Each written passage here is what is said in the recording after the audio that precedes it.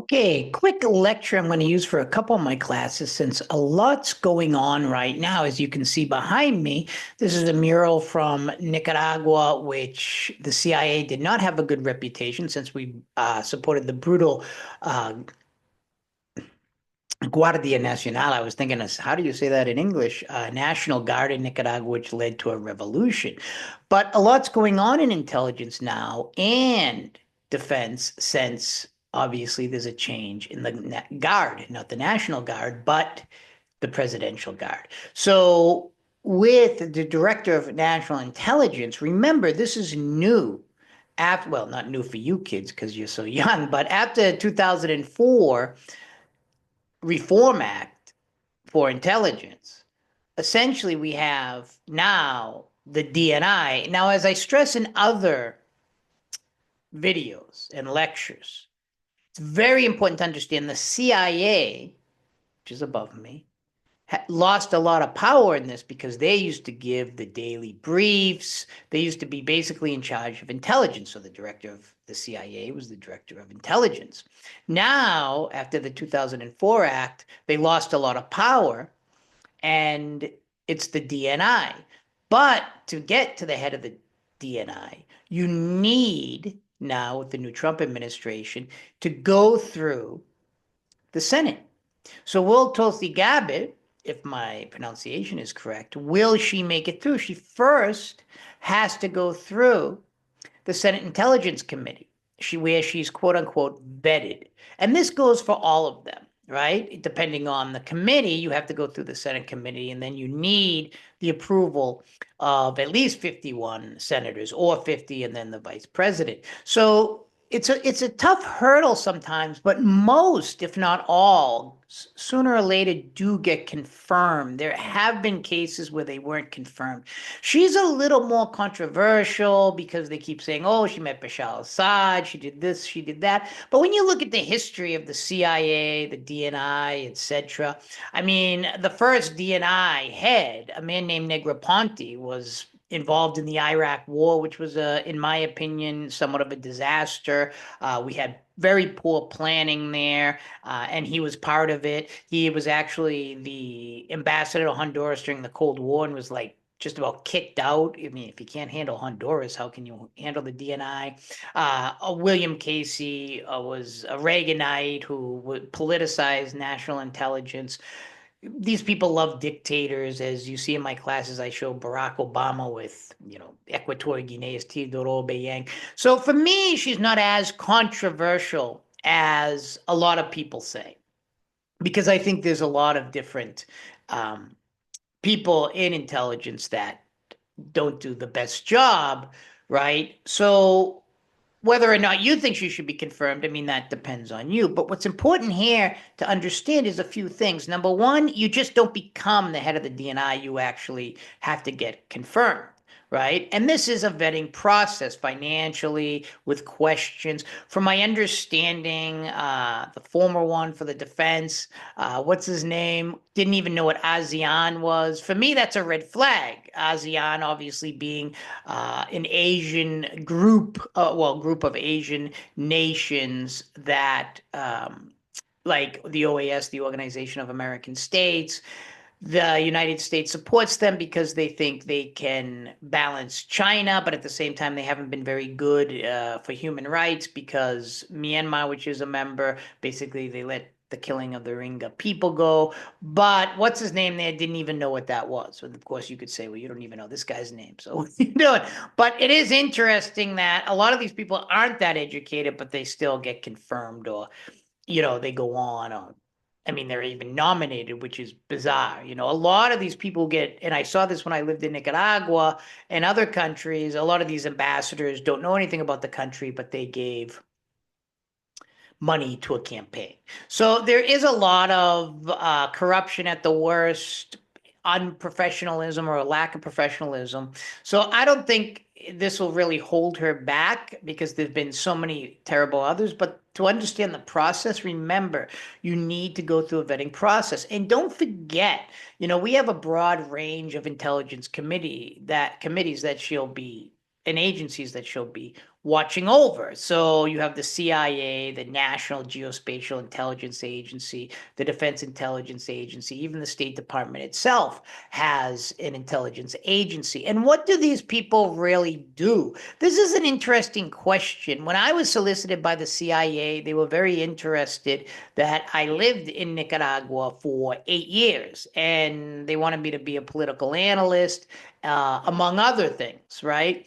So when I was solicited, it was kind of interesting. One of the things, if you are interested in going into intelligence, State Department, they like people with those on the ground skills where I just don't speak Spanish, but I speak Central American Spanish. I know a lot of the people. I met politicians. I did all these different things, and they absolutely love that type of knowledge. So if you are interested, they also, as we'll see, particularly in the American Foreign Policy class, if you do take that, they love women. They think women are able with human intelligence, that's getting human intelligence, to get to places where men just can't go. And that is true because women are able to ingratiate themselves more than like me. I mean, I show up and people are like, who cares about this guy? But women can ingratiate themselves in different places. And they also know their surroundings better than men, which I agree with.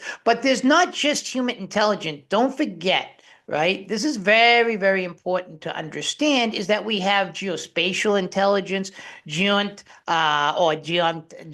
however they pronounce it. We have SIGINT with the signals intelligence. Um, among other types of intelligence, measurement and signal intelligence, etc. So in the United States being the most developed intelligence agency, I think in the world that can be debated, but we have to understand there is a broad range of intelligence. So I teach the political statistics class, and I teach RR Studio, Python, GIS. That's basically mapping. They really enjoy that stuff, and that's very, very important to intelligence. So right now, what's interesting is now Trump is going to change some things. How will we go? Will we stress more human intelligence, data-driven intelligence, signals, and mapping intelligence? They're all important because when you look at drones, they depend on mapping, GIS, etc.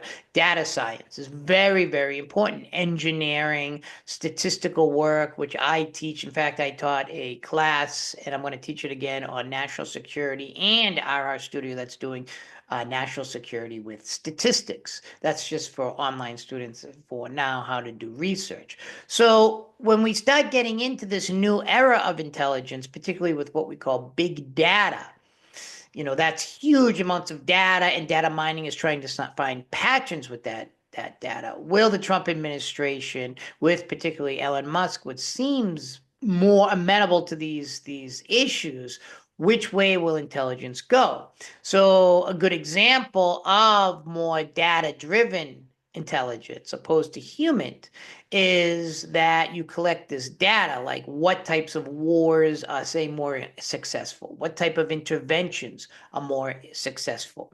And then you have what we call a large data set, and you want regression. Is there a certain strategy within these wars that correlated with success than failure? That's just one example, but there's a broad range. I use a big guerrilla data set from the guerrilla war in Colombia, which I would like students to see. And you will see later.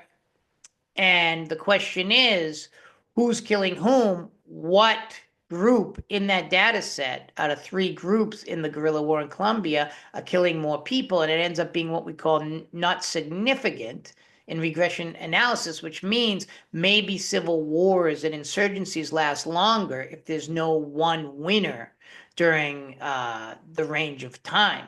Now that's getting into deep, more sophisticated methods, but the CIA does, and not just the CIA, above me. They're always above me watching me. They're like my angel or snake. That's actually a snake. or other organizations, the State Department, etc. Human intelligence is more immersion, knowing the language, knowing the culture, ethnography, where you're collecting data through meeting people, etc. That can also be very, very dangerous. Of course, I wouldn't be able to do that because they could just hold lunch from me and I'd tell them everything they wanted to know. There is a, let's just say, caveat to human intelligence. Human intelligence and getting these double agents, which is one of the ideas, like let's say you work for the Cuban government, getting someone on your side, is that a lot of these people end up being triple agents, like Sagado, Eduardo Sagado, who was actually working for the Cuban government. We got them on our side. He was like a pediatrician or something like that. And then he was actually giving them the information he was getting from us back to the Cuban government. So he was a double agent, but yet at the same time, he was like a triple agent, right? Which is pretty interesting. So he was working for the Cuban government, working for us, and then being from the United States, and then giving the information back to Cuba. And this happens a lot. Anis Montes was giving information. She was working for the intelligence of the United States to Cuba because she didn't like how Cuba was being treated. Some people do this for money. Aldrich Ames, Hansen from the FBI, doing it for money. But other people do it because they don't agree necessarily with what the CIA, particularly the CIA, but also the DIA and other intelligence organizations. I mean, even the Secretary of Treasury has its own intelligence agencies. So to recap really quick, remember, things are going to change with the Trump administration. They have to be vetted, the people, the head of the CIA, DNI, etc. They go through these Senate Intelligence Committees, right? Then they have to be elected by the Senate themselves in a majority vote. Someone can correct me if I'm wrong on that, but that's how I was taught and what I've read. And then from there, what changes will they do? Will they focus on human intelligence? Will they focus more on signet? Will they focus more on statistical, big data driven science? Which way is the Trump administration going to go with intelligence? And this matters because not only is it your tax money, but on top of that, it is careerism. Who gets hired and who doesn't? Do you study Mandarin? Do you know we have a critical language institute here at ASU that tries to get people to study Albanian, Armenian, Russian, etc. Which countries are going to be elevated to more importance and which are going to be relegated? That's what happened with 9/11, where people weren't focusing on the Middle East, religion, etc.